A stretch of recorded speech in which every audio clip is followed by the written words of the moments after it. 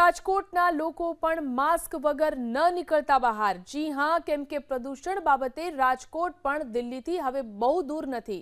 આજે 356 air quality index સાથે રાજકોટની હવા સાબિત થઈ સૌથી વધુ ઝેરીલી।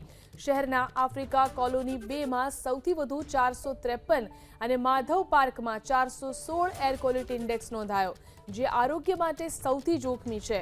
અગાઉની સરખામણીએ આ વખતે રાજકોટમાં એર પ્રદૂષણ વધ્યું છે। હવામાં પ્રદૂષણ વધતા લોકોનું બહાર નીકળવું મુશ્કેલ બન્યું છે।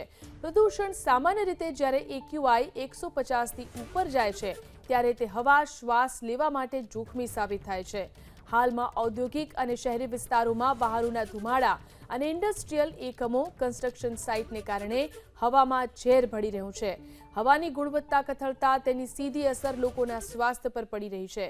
પ્રદૂષણ વધતા શ્વાસના દર્દીઓને મુશ્કેલી વધશે।